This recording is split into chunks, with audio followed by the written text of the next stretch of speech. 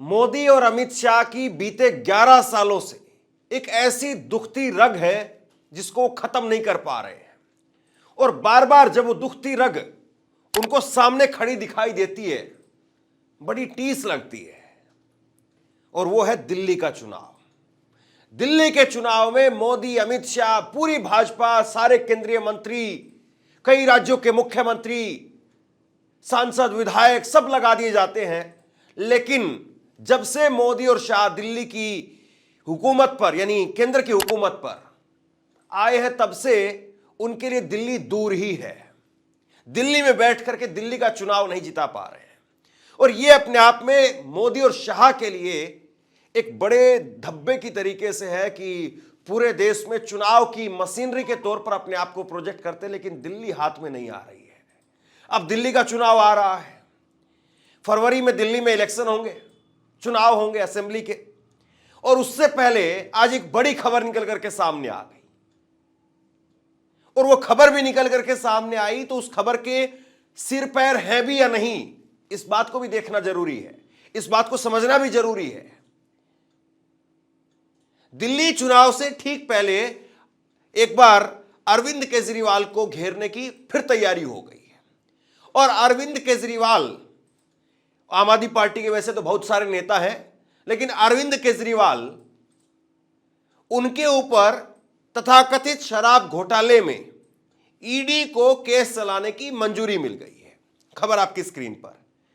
दिल्ली शराब घोटाला, केजरीवाल के खिलाफ केस चलेगा। एलजी ने ईडी को मंजूरी दी। आम आदमी पार्टी बोली अगर इजाजत मिल गई है तो कॉपी दिखाओ। देखिए, दिल्ली का जब पिछला चुनाव हुआ था 2020 वाला, तो एक डायलॉग बहुत चलता था, कागज दिखाओ। ये बीजेपी वाले कहते थे। उस वक्त में सीए एनआरसी को लेकर के प्रोटेस्ट हो रहे थे। कागज तो दिखाना पड़ेगा, बीजेपी के लोग कहते थे। लेकिन आम आदमी पार्टी इस बार कह रही कागज दिखाओ। अगर एलजी साहब ने आपको अनुमति दे दी है, ईडी को अनुमति दे दी है कि आप केस चला लीजिए, तो कम से कम वो पत्र तो दिखाइए। या सिर्फ और सिर्फ जो है वो आप एक खबर को उठा करके ले आए और उस खबर को उठा करके हर जगह पर चलवा रहे हैं। और उस खबर में ना सिर है ना पैर है, और केवल माहौल बनाने के लिए। और आम आदमी पार्टी तो यहां तक कह रही है कि भाई ये सारा का सारा अमित शाह जो फंस गए हैं, बुरी तरीके से घिरे हुए हैं, मोदी जी तक आंच आ रही है। बाबा साहब भीमराव अंबेडकर का जो मामला है उससे ध्यान भटकाने के लिए इस वाली खबर को ठेल दिया गया है। इस वाली खबर को जो है वो आगे कर दिया गया है। और कुल मिलाकर के दिल्ली के चुनाव तक इसी तरीके से माहौल बना करके रखें। मनीष सिसोदिया का बयान आपकी स्क्रीन पर है। मनीष सिसोदिया कह रहे हैं कि आप कागज तो दिखाइए। बाबा साहब के अपमान के मुद्दे से ध्यान भटकाने के लिए और जुमलेबाजी बंद करो और दिखाओ कि ईडी को मुकदमा चलाने की मंजूरी कहां दी गई है। तो यह सवाल तो वाजिब है कि अगर कोई ऐसा पत्र एलजी साहब ने रिलीज किया है तो उस पत्र को दिखाना तो चाहिए। एक बात और है जो आपको समझनी चाहिए। यह भी कहा जा रहा है राजनीतिक गलियारों के अंदर कि एलजी साहब जो है वो बीजेपी के आदमी हैं, मोदी साहब के आदमी हैं। कायदे से वैसे तो एलजी की जो पोस्ट है वो संवैधानिक पोस्ट है, ऐसी बात नहीं कही जानी चाहिए। लेकिन राजनीति में आजकल आपको पता है, उपराष्ट्रपति से लेकर के और गवर्नर तक आजकल जो उनकी भूमिका है वो क्या रह गई है। ऐसे में यह कहा जा रहा है कि एलजी साहब जो है वो बीजेपी के आदमी हैं और इसीलिए बीजेपी जो चाहेगी वो एलजी साहब आगे कर देते हैं। कायदे से क्या हुआ था इस पूरे मामले में, मैं आपको एक लाइन में बता देता हूं। इस मामले में यह हुआ था कि 6 नवंबर को सुप्रीम कोर्ट ने कहा था कि आप अगर किसी पब्लिक सर्वेंट पर केस चलाते हैं तो उससे पहले उस सरकार की अनुमति आपको जरूरी है। स्क्रीन पर आप देखिए सुप्रीम कोर्ट का उस वक्त का कथन। पब्लिक सर्वेंट पर सरकार की परमिशन के बिना मनी लॉन्ड्रिंग की धाराओं के तहत केस नहीं चलाया जा सकता। सुप्रीम कोर्ट ने 6 नवंबर को यह बात कही थी। अब जरा टाइमलाइन पर ध्यान दीजिए। 6 नवंबर को सुप्रीम कोर्ट इस बात को कहता है और उसके बाद में ईडी जो है वो एलजी के पास में गुहार लगाती है 5 दिसंबर को। और आज तारीख कितनी है? 21 दिसंबर। मतलब करीब करीब 15-16 दिनों के अंदर ईडी साहब ने अगर मान भी ले, मतलब वो पत्र अभी तक आया नहीं है, अगर मान भी ले तो ईडी साहब ने जो है वो उसकी मंजूरी भी दे दी। वैसे दिल्ली के अंदर जो खेल है, बाहर के हमारे जो दर्शक होंगे हरियाणा पंजाब के या यूपी बिहार और बाकी राज्यों के, वो जरा समझ ले इस बात को। दिल्ली के अंदर जो फाइल पास करने का मामला है वो अपने आप में बहुत बड़ा मामला है। अरविंद केजरीवाल का, आम आदमी पार्टी का यही आरोप रहा है कि भाई ये फाइल दबा करके बैठ जाते हैं एलजी साहब।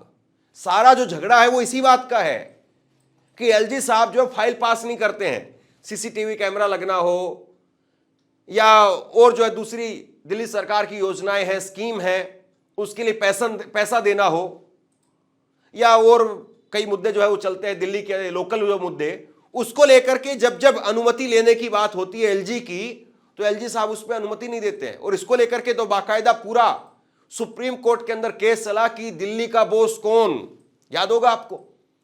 और उस केस में एक तरीके से दिल्ली की सरकार जीत गई। सुप्रीम कोर्ट ने कह भी दिया था कि भाई दिल्ली की सरकार एक चुनी हुई सरकार है, वही बॉस है। लेकिन बीजेपी ने उस पूरे फैसले को ही पलट दिया था, सुप्रीम कोर्ट के फैसले को ही पलट दिया था। और दिल्ली के उस फैसले को पलटते हुए केंद्र सरकार अध्यादेश ले आई थी कि एलजी बॉस है। वो कहानी पूरी आपको पता होगी। लेकिन जरा एक बार ये देखिए किरदार, इस शराब घोटाले के अंदर जो किरदार रहे हैं उनको जरा एक बार देखिए। आम आदमी पार्टी के तकरीबन सारे बड़े नेताओं को इस केस में अंदर कर दिया गया।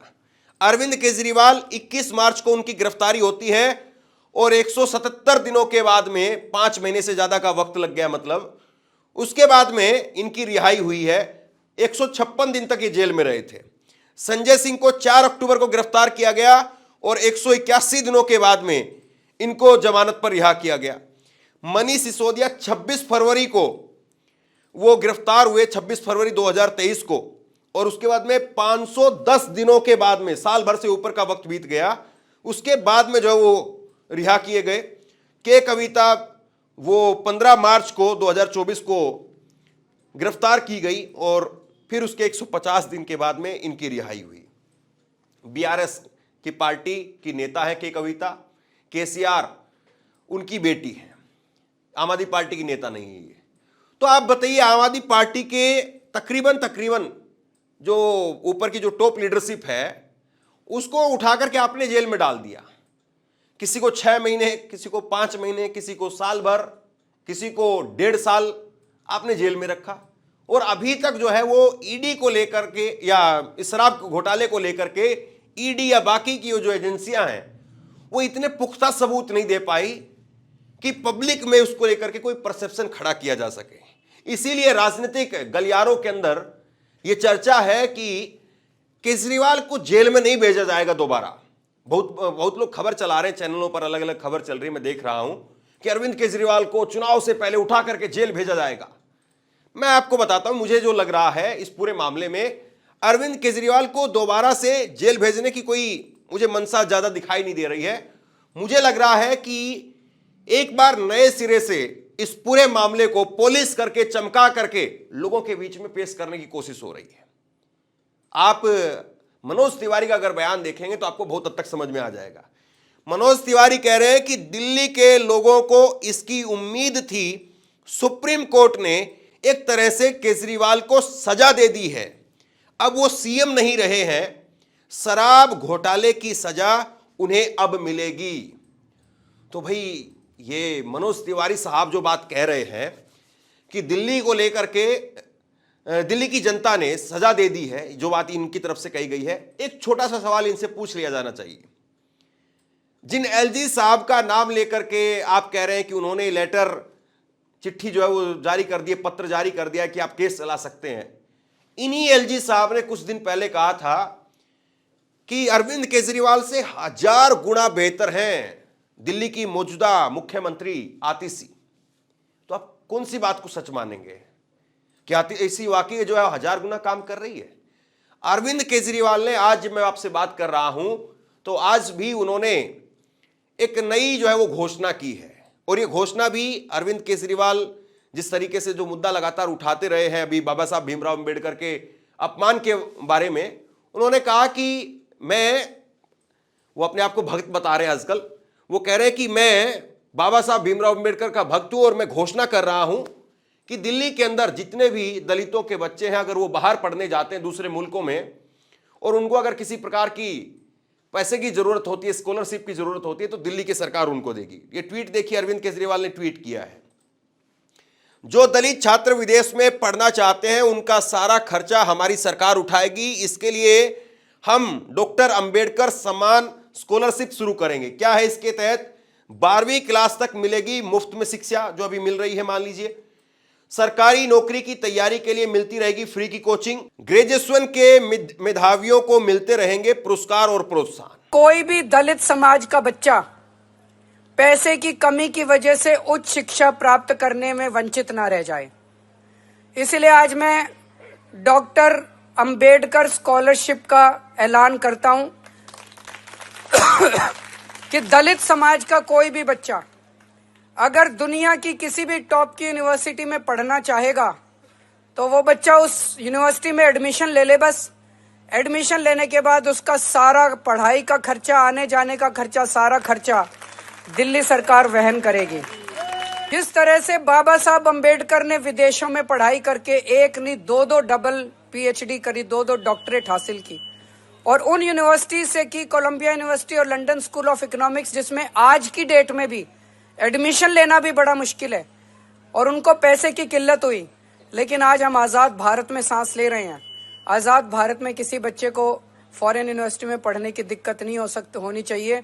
इसलिए आज मैं पूरे दलित समाज के लिए ये घोषणा कर रहा हूँ डॉक्टर अंबेडकर स्कॉलरशिप की, कि किसी भी बच्चे को विदेश में आप बाबा साहब अंबेडकर के बताए हुए पदचिन्हों पे चलिए, उनके बताए हुए उनके जीवन में उन्होंने जो कुछ हासिल किया वो हासिल करने की कोशिश कीजिए, आपका साथ हम देंगे। अब देखिए, एक तरफ जो है वो अरविंद केजरीवाल पिटारा अपना खोले हुए हैं, लगातार धड़ाधड़ एक के बाद एक योजनाएं वो निकाल रहे हैं। महिलाओं के लिए 2100 रुपए महीने का उन्होंने देने की बात कर दी है, और उसके साथ साथ बुजुर्गों के लिए संजीवनी योजना लेकर के आए हैं, जिसमें दिल्ली के अंदर रहने वाले 60 साल से ऊपर के जो बुजुर्ग हैं उनका इलाज का खर्चा सरकार उठाएगी। तो एक तरफ तो वो पिटारा खोलने में लगे हुए हैं, लगातार योजनाएं निकाल रहे हैं, लगातार घोषणाएं कर रहे हैं, और दूसरी तरफ बीजेपी किसी न किसी तरीके से केजरीवाल को किसी मामले में या पुराने मामले को ही निकाल करके नए मामले में, अभी आम आदमी पार्टी के विधायक की गिरफ्तारी हुई है कुछ दिन पहले, नरेश बाल्यान उत्तम नगर से विधायक है, उनकी गिरफ्तारी हुई, तो उसको लेकर के भी आम आदमी पार्टी के कई नेताओं को बीजेपी कनेक्शन जोड़ने की कोशिश कर रही थी। तो अब सवाल यही है कि दिल्ली का जो इलेक्शन है, दिल्ली का जो चुनाव है, मुझे शुरुआत में लग रहा था कि बड़ा नीरस सा चुनाव होगा, आम आदमी पार्टी एक तरफा जीत जाएगी, लेकिन अब मुझे लग रहा है कि इसमें ट्विस्ट पैदा करने की कोशिश की जा रही है। और ऐसे में सबसे बड़ा सवाल यही है कि क्या सीधी लड़ाई के अंदर अब मोदी जी हार रहे हैं, और इसीलिए वो ईडी के कंधे पर चढ़ करके केजरीवाल को टारगेट करने की या केजरीवाल को ट्रैप करने की कोशिश कर रहे हैं? बड़ा सवाल ये है। आप क्या सोचते हैं? नीचे कमेंट बॉक्स में लिख करके जरूर बताइए। इस वीडियो को शेयर कीजिए और इसी तरह की तमाम खबरों के लिए ऑनलाइन न्यूज़ इंडिया को सब्सक्राइब कीजिए। आपका बहुत बहुत धन्यवाद।